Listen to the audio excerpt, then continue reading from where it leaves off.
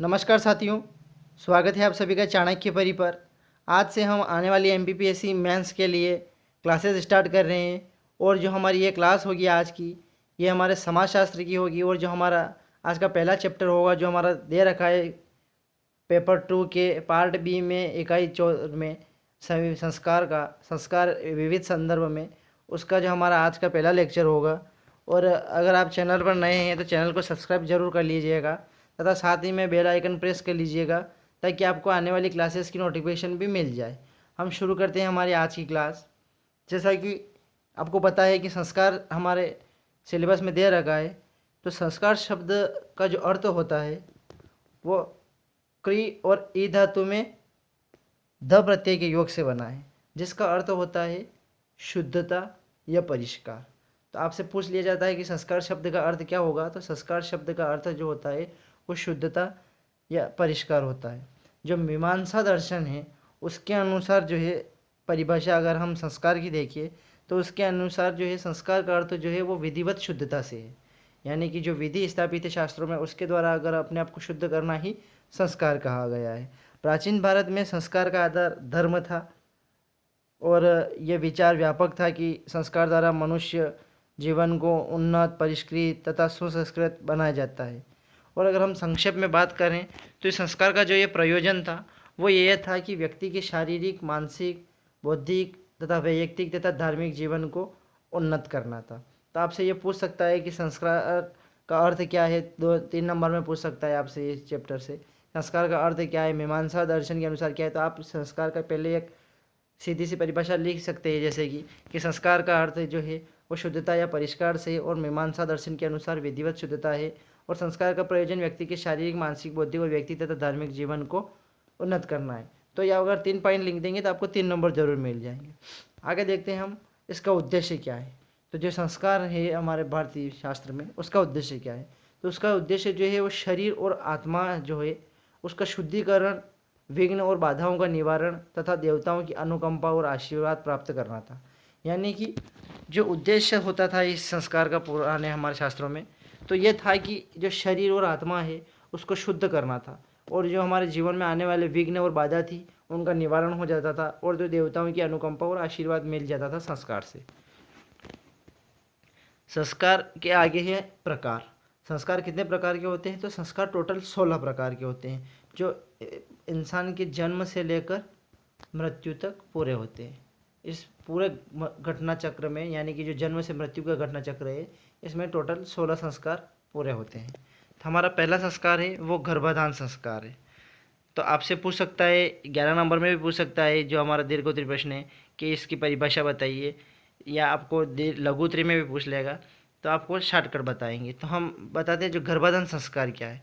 तो गर्भाधान संस्कार का उद्देश्य है संतान कामना द्वारा स्त्री के गर्भ में पुरुष द्वारा संतान बीजारोपण, यानी कि संतान की कामना रखते हुए पुरुष जब स्त्री के गर्भ में संतान बीजारोपण करता है तो उसे गर्भाधान संस्कार कहा गया है।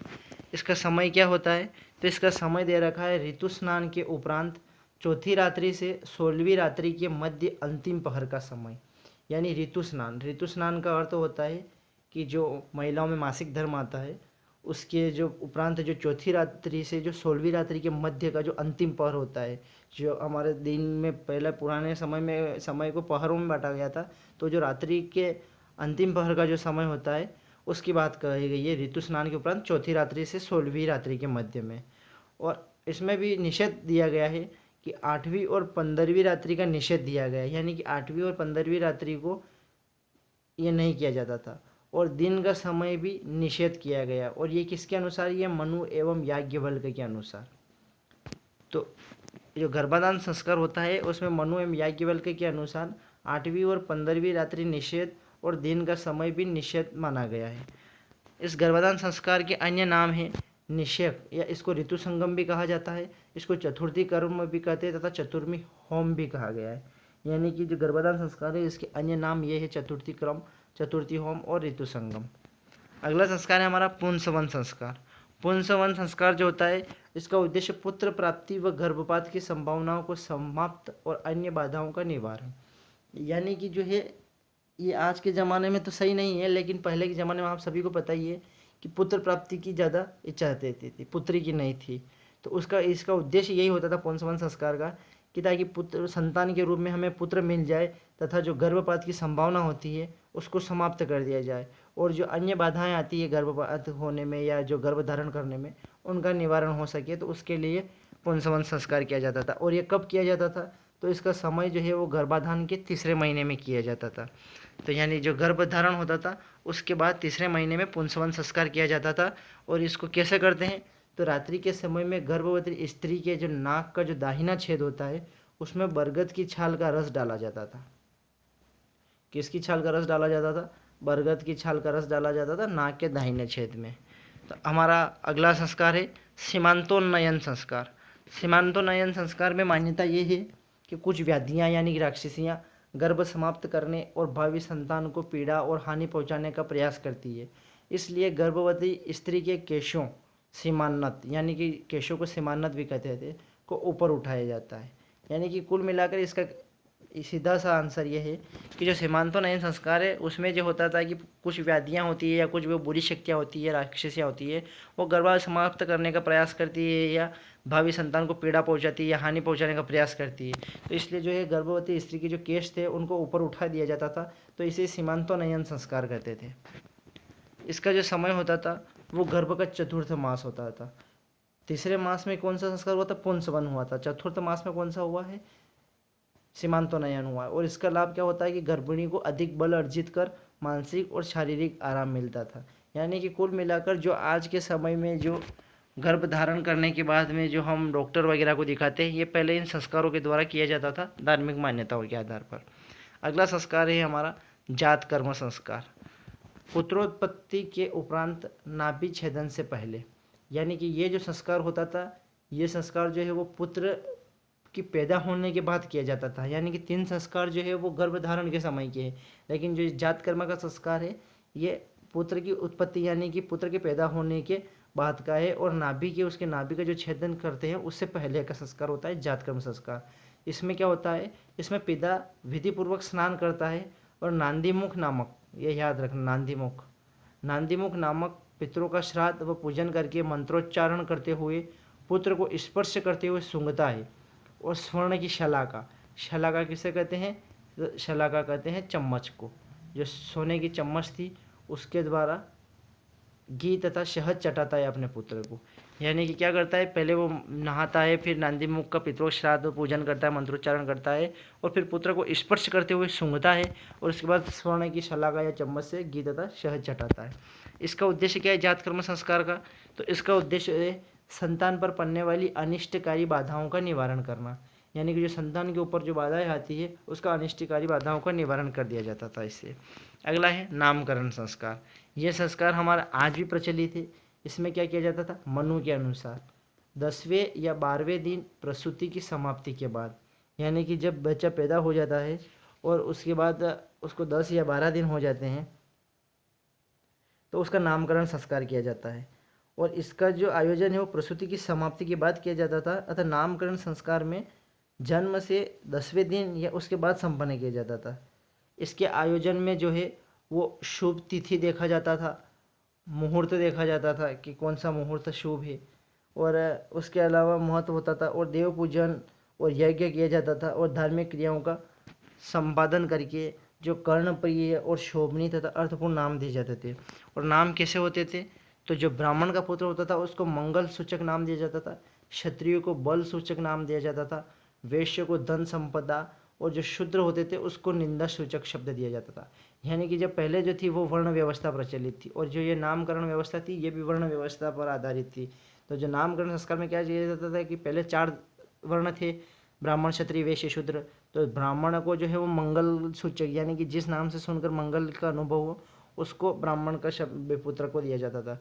और अगर क्षत्रिय का पुत्र है तो उसको बल सूचक नाम दिया जाता था कि ताकि इसके नाम से बल का अनुभव हो। और जो वैश्य का पुत्र होता था उसको धन संपदा का सूचक शब्द दिया जाता था, और जो शूद्र का पुत्र होता था उसको निंदा सूचक शब्द दिया जाता था। लेकिन आजकल ऐसा कुछ नहीं है हमारे, आजकल हर किसी का नाम हर कोई रखता है, और आजकल तो फैशनेबल नाम आ गया है, क्वैट, टोनी, मोनिन, रविन, सोनिन, ऐसे नाम आ गए आजकल, तो नाम लेने में अटपटे हो रहे हैं। अगला है निष्क्रमण संस्कार। जो निष्क्रमण संस्कार किया जाता है ये जन्म के चौथे माह के पश्चात किया जाता है, या चौथे माह में किया जाता है या चौथे माह के पश्चात किया जाता है। इसमें जो है संतान को माँ की गोद में देकर सर्वप्रथम उसे सूर्य का दर्शन कराता है, और जब सूर्य का दर्शन कर लेते हैं तो फिर पिता सूर्य दर्शन कराता है, यहाँ करता नहीं है, पिता सूर्य दर्शन कराता है। पहले माता कराती है, फिर पिता कराता है। और इस संस्कार जो है उसको शुभ मुहूर्त में देवता का स्मरण करते हैं। उसके बाद जो है बालक को घर के बाहर प्राकृतिक जगत में लिया जाया जाता है। यानी कि कुल मिलाकर जब बालक चौथे माह का हो जाता है उसके पश्चात ही उसको घर से बाहर निकाला जाता था, और वो निष्क्रमण संस्कार को पूरा करने के बाद में ही उसको घर से बाहर निकालते थे। पहले माँ उसको सूर्य का दर्शन कराती है, फिर पिता कराता है, और उसके बाद बालक को घर के बाहर प्राकृतिक जगत में ले जाया जाता है। हमारा अगला संस्कार है 7वां संस्कार, अन्नप्राशन संस्कार। अन्नप्राशन संस्कार का मतलब सीधा ये है कि बच्चे को खाना खिलाना, यानी कि शिशु को सर्वप्रथम अन्न खिलाया जाता था, उसे ही अन्नप्राशन संस्कार कहा गया है। और यह कब किया जाता था? तो ये जो जन्म होता था बालक का उसके बाद 5वें या 6ठे माह में किया जाता था।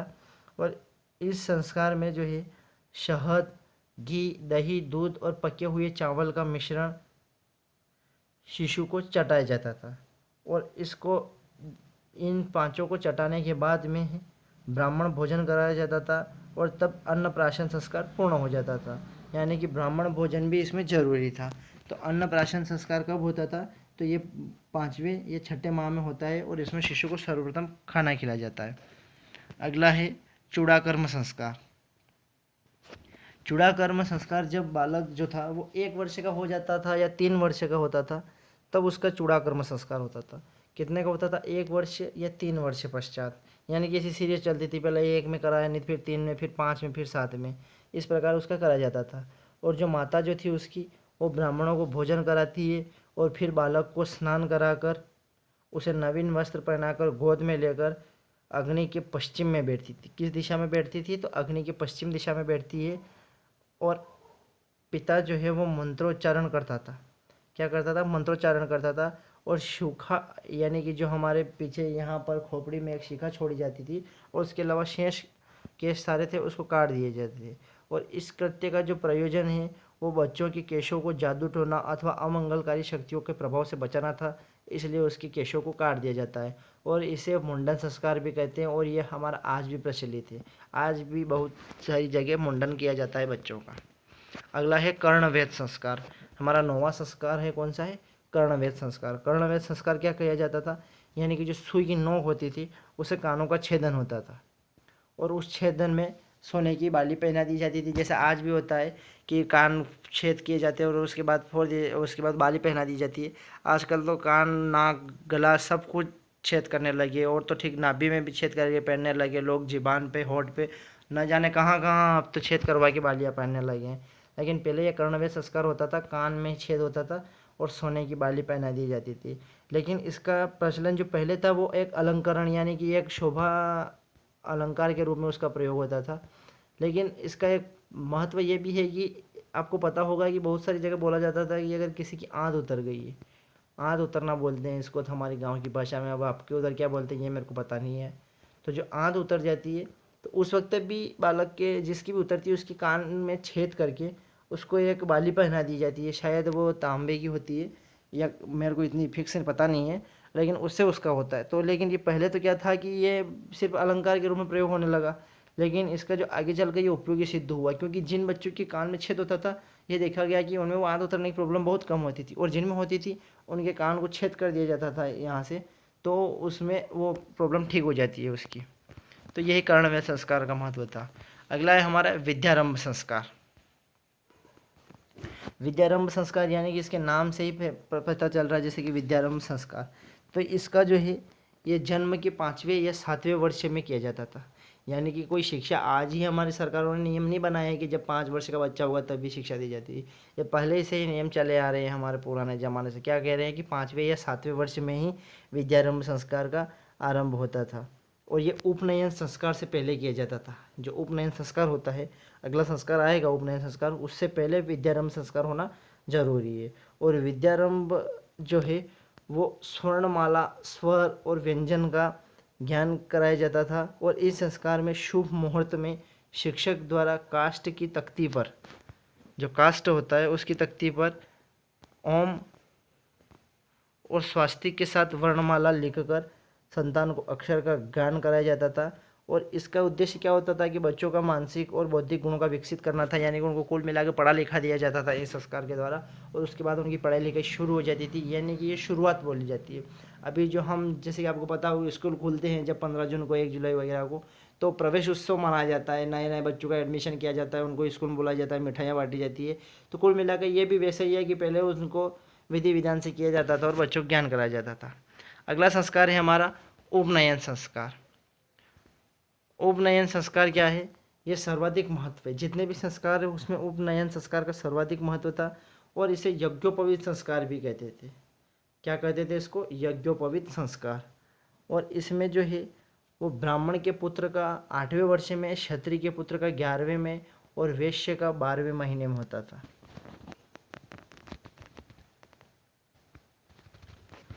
उपनयन संस्कार जो होता था ये ब्राह्मण के जो और क्षत्रिय और वैश्य के थे, ये 8, 11 और 12 महीने में उपनयन संस्कार किया जाता था।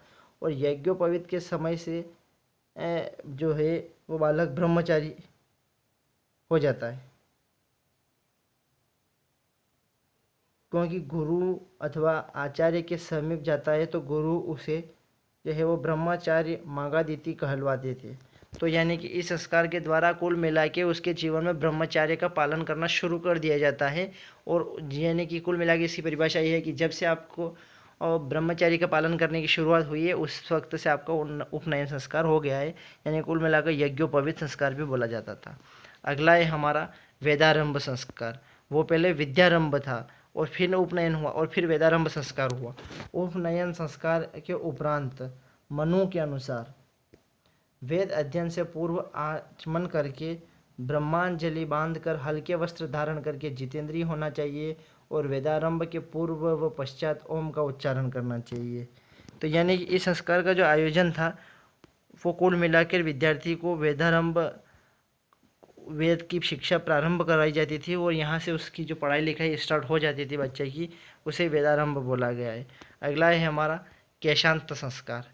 केशांत संस्कार जो है वो 16 वर्ष की आयु में व्यक्ति को ब्रह्मचर्य तथा सदाचरण का स्मरण दिलाने के लिए किया जाता था।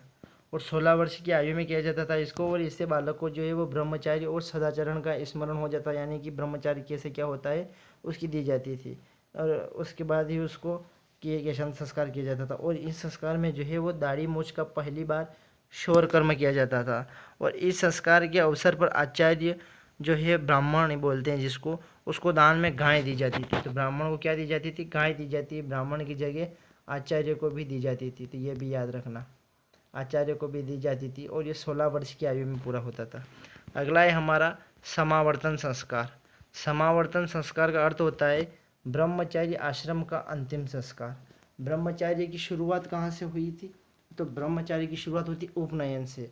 उपनयन के बाद क्या हुआ? वेदारंभ हुआ। वेदारंभ के बाद क्या हुआ? केशांत हुआ। और केशांत के बाद क्या हुआ? समावर्तन संस्कार। समावर्तन संस्कार का होता है कि इसमें जो आश्रम का अंतिम संस्कार है ये ब्रह्मचर्य आश्रम का, और गुरु द्वारा घर वापसी की आज्ञा दी जाती है इसमें समावर्तन संस्कार में। और इसमें जब गुरु गृह में रहता हुआ ब्रह्मचारी गुरु की सेवा में रहकर जब जीवन संबंधी यथेष्ट विद्या प्राप्त कर लेता है और उससे फिर उसके बाद गुरु अपने घर जाने की आज्ञा देता था। और जो ये संस्कार है इसका मतलब समावर्तन का अर्थ जो है वेदाध्ययन के पश्चात घर की ओर पुनः प्रस्थान। और मनु के अनुसार गुरु की अनुमति प्राप्त करके समावर्तन करना चाहिए तथा उसके जो पश्चात जो है सवर्ण और गुणवती कन्या से विवाह करना चाहिए। मनु ने इसी पर बताया है कि गुरु की अनुमति प्राप्त करके ही समावर्तन करना चाहिए और उसके बाद कन्या से विवाह कर लेना चाहिए।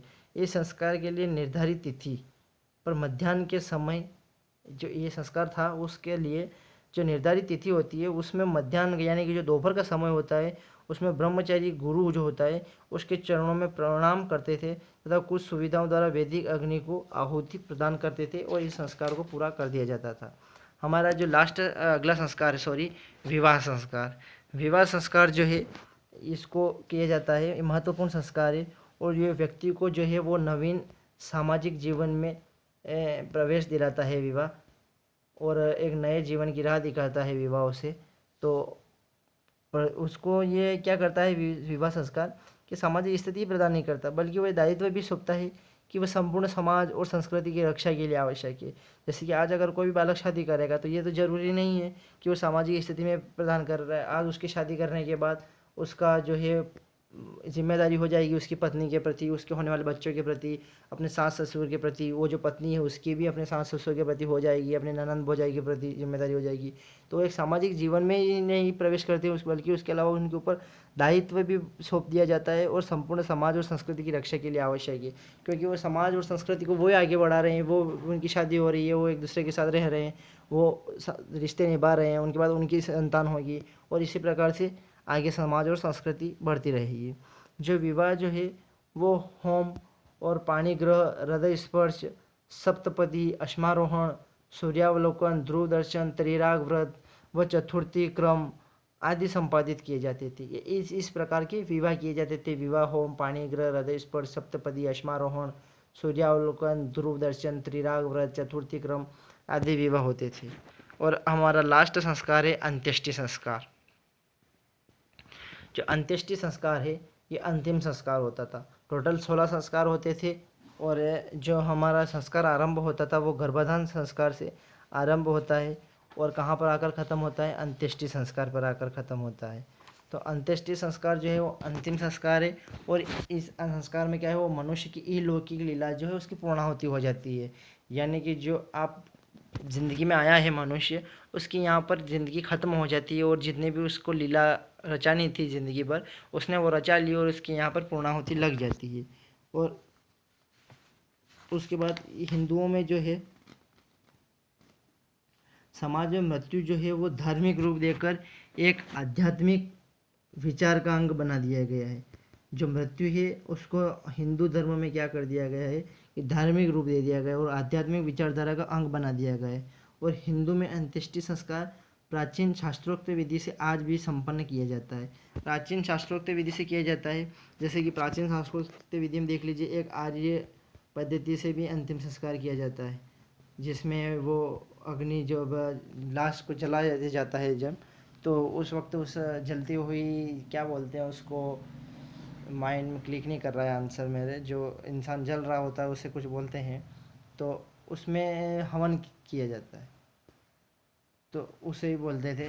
और ये आज भी किया जाता है हमारे, और प्रचलित है ये अंत्येष्टि संस्कार। तो दोस्तों ये जो हमारा आज का लेसन है ये यहीं पे कंप्लीट हुआ, और आगे भी हम समाजशास्त्र के और लेसन भी करवाएंगे, और एमपीपीएससी मेंस का पूरा सिलेबस करवाने की कोशिश करेंगे।